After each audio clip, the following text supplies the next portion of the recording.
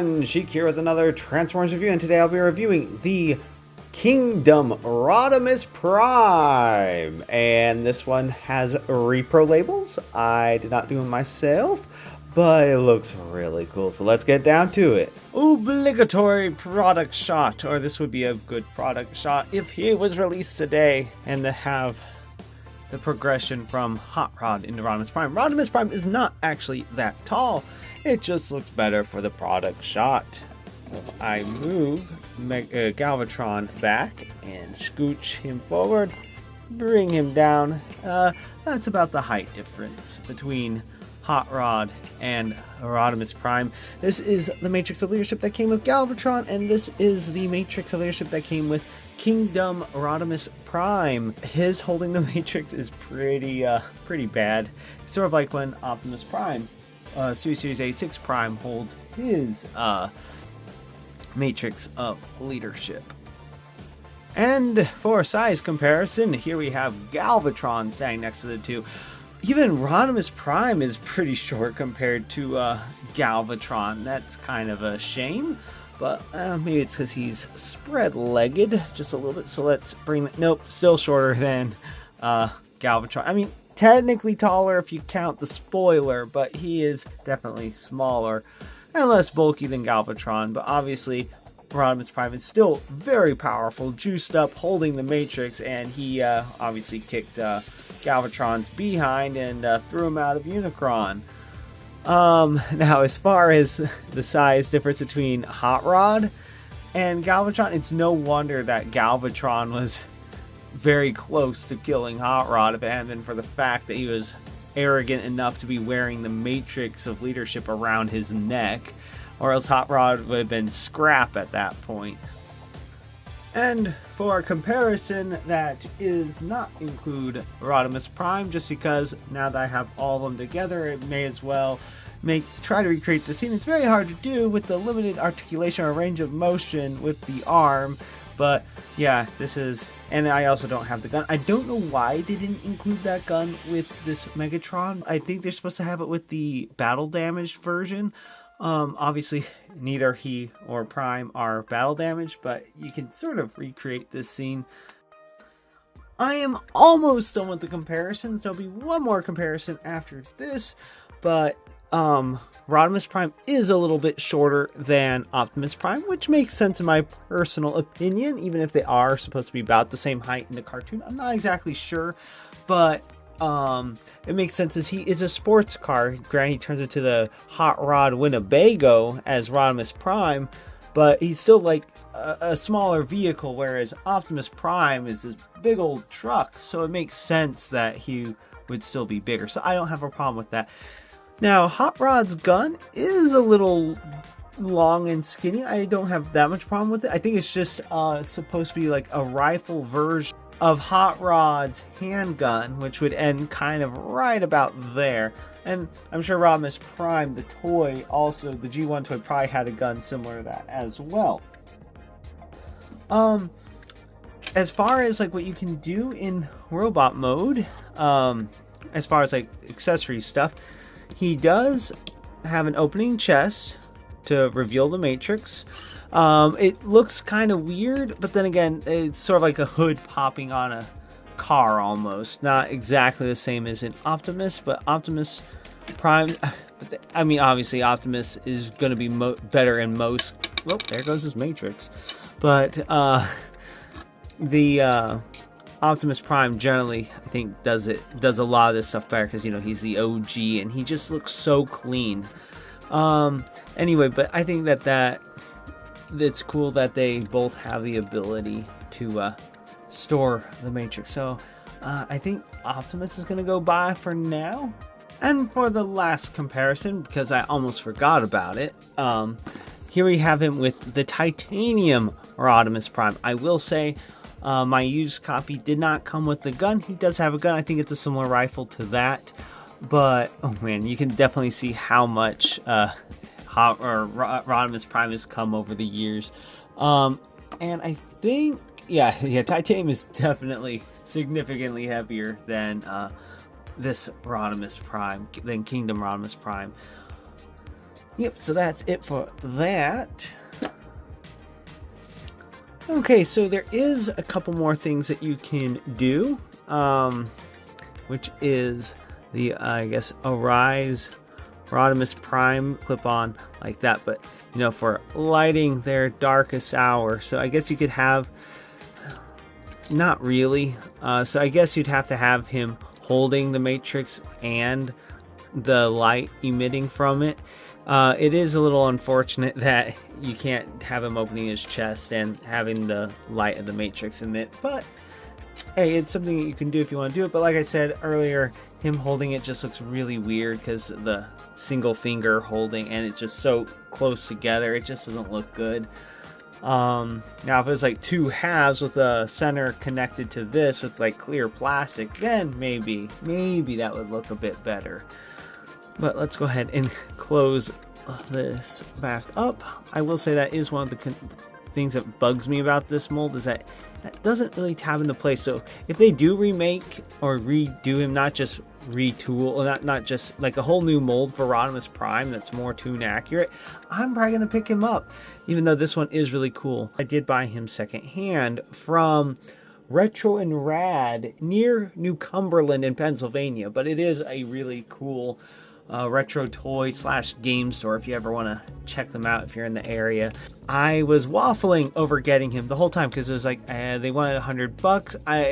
It's definitely a fair price given how hard or how expensive they are online, and he has repro labels, and he was 100% complete. Just didn't have the box, obviously, but I ended up getting him for like $15 as I was waffling. I was like, well, I don't have a Rodimus Prime, so I'll get the titanium one. And then at the end of my work trip, I was like, you know what? I'm going to get him. So I did.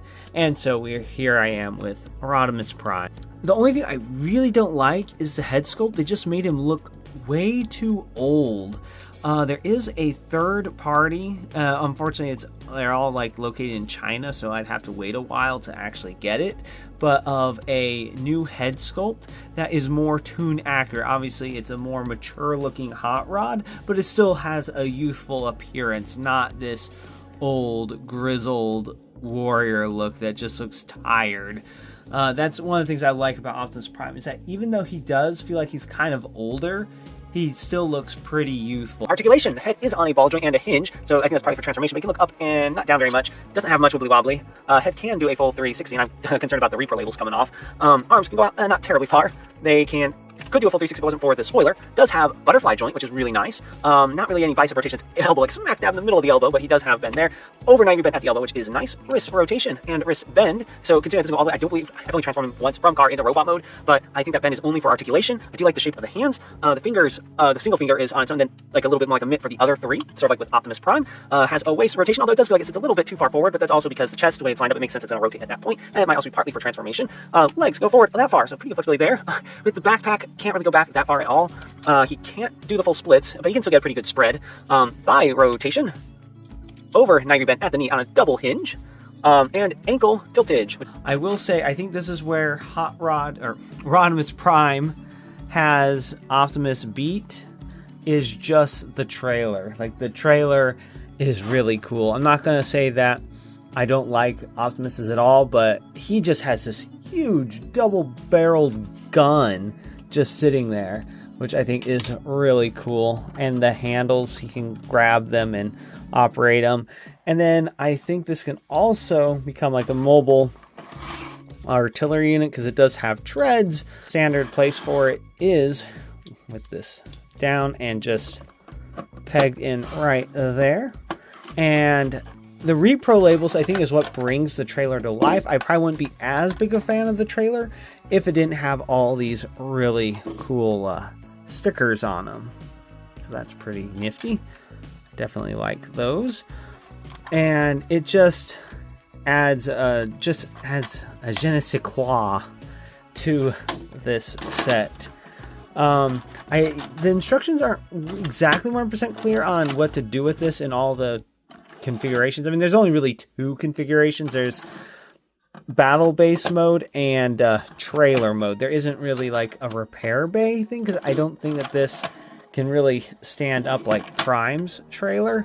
So there are some drawbacks. There is, if you don't have this in here, there is quite a bit of storage for like other Autobots or whatever you like to store inside there. In this tray, I think this is, whoops, did not mean to pop that off all the way, but I do believe, well, obviously this piece right here, this little slot is for the Matrix effect, lighting the darkest hour, and then you can like just, I guess, toss some of the blast effects in here. And then he does come with a little sword, and this allows you to peg it onto his back if you so desire. I think the sword looks a little short, a little dinky, but it is a weapon that he can wield. I think it's sort of similar to that sword that Hot Rod has in the thing that they're doing, I think, in the Age of the Primes or Transformers the movie studio series, not the 86.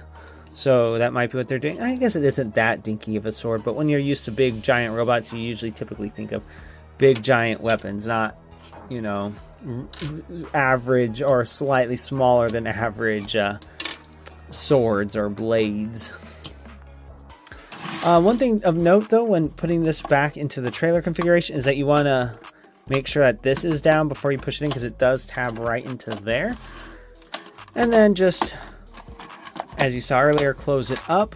I know the original flames are a little bit different, as you can probably kind of see just a little bit through the sticker, but it's underneath here. But the flames do look really nice. I don't know if it's somewhat stylized or if that's how it was in the original cartoon following his transformation into Rodimus Prime. And I can't remember how much of Rodimus we actually saw in his vehicle mode in the 86 movie. One last thing that I guess sort of goes without saying is that you can also put these flame blast effects, which it looks more like exhaust because it looks more like a diesel engine, I guess, because, you know, he's more like a truck. So it's like a dark, smoky blue, I think. Yes, it is a dark, very dark, smoky blue. But it is a dark blue plastic. And then also, probably goes without saying as well, is that blast effects can plug onto the gun.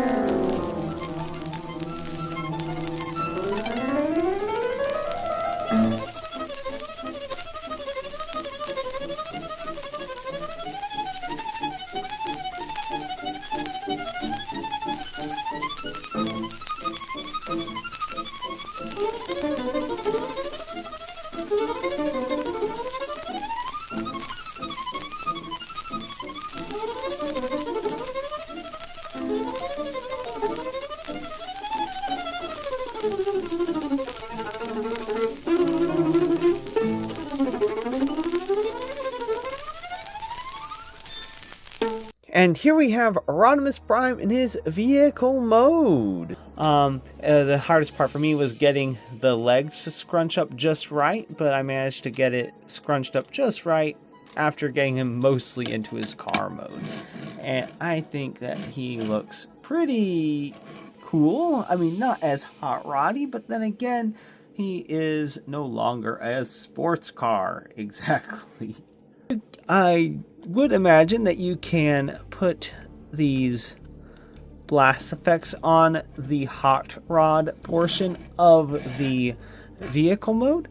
I am not 100% certain. I'd have to look into it, but I don't know if Hot Rod or Rodimus Prime ever drove around without his trailer. I think Optimus might have done it on a couple of occasions, or at least when he did, he was hauling a different trailer, but it wasn't very often that happened. This doesn't stay very well on here, but it looks like it can be done, but it is meant more for the trailer configuration. And for comparison, here we have him with his former self, Hot Rod. And Hot Rod looks pretty nifty together, definitely sleeker, and I kind of forgot how to transform, so I did struggle just a little bit to get him back into his car mode, but you can see the resemblance. It's just more bubbly, rounded looking for Rodimus, and then sleeker, sharper looking for Hot Rod. And then Titanium Rodimus. This is like a mashup of the trailer and the car. So I think that's really funny because, I mean, he is shorter than the car portion of the Hot Rod Winnebago. And speaking of the Hot Rod Winnebago, to get these two together, you just press into it, and there is a tab right there that slots into right there, and there we are. And I like, I will say, only downside with the way this is designed, this does cut through there, so there is a disconnect right there. It is a little glaring if you look right at it, but it's pretty easy to ignore. But I do like the spring-loaded action right there that just kind of allows it to rest and just forces it down onto the exhaust pipes right there, allowing it to go all the way through there. And now you have the Winnebago with flames on it. And one thing that I didn't do, because obviously you wouldn't really do this unless it's in the vehicle mode, but you can put the gun bank up here, and that's what that little stand is for the gun. I guess you could then turn it around like so, and then you have a big old cannon on top of a Winnebago. So there's that. Pretty cool, if you ask me. Now, I think this is probably the coolest part, and I think this is where he wins out against Optimus, is the back right here, where you open this up and there's hinges, like actual hydraulics, and I do believe those are metal pins right there that operate, and then you open this. The only thing I don't particularly like is the from the Titans Returns era type of connectors for, you know, a base mode, but it's not the biggest deal, but it is pretty nice. And then you can see inside there, Hot Rod doesn't really fit in there, but let's see it. No, he's probably too tall. Yeah, definitely too tall. The Bumblebee should fit, and Bumblebee can fit, and this is the Kingdom or Netflix version Bumblebee, so yeah, same time, toy line, or close enough. And then I guess I'll bring in Optimus's trailer, at least the back end, for comparison here, and get the kickstand down. There we are. Obviously, this one is more like an actual truck trailer, and I just love the way this looks. But hey, they each have their own thing. I think old retired couple that love hot rods for Rodimus. Not to say that Rodimus is lame or anything, but that's what I think. I think of an old couple that's retired and just loves flames a little too much and hot rods. And then Optimus, of course, is just the good old reliable trucker, and that's how they look together. Obviously, Hot Rod is still a little bit smaller, but the trailer actually has about the same length. Like, it's pretty much the exact same length, but it is shorter and there is more angles to it. So overall, it is smaller. Downside is there is no pivot here for Hot Rod or for Rodimus, I should say, to turn a little bit. So this really can't turn like a normal would, whereas Optimus can make really nice turns. Two different leaders of the Autobots from the same series. Obviously, Optimus is going to have the more sentimental aspect, I think, and a lot of people just resent the fact that Hot Rod is in part responsible for Optimus Prime's demise. But I can definitely see, not even just the character, like the character and the way he develops as a leader to an extent. I would love to see that explored later on as well. But I mean, I can see the appeal of that, and also like, this is really cool. Like, I can see why Rodimus Primal is a big fan of Rodimus Prime. So that's about it for Kingdom Rodimus Prime. I'm so glad I finally picked up this figure. Took me long enough to do so, but oh man, even if they come out with another one, still glad I picked them up when I did. And if you like this review and you'd like to see more, please click that like and subscribe button to see more. And until next time, have a good one, everyone.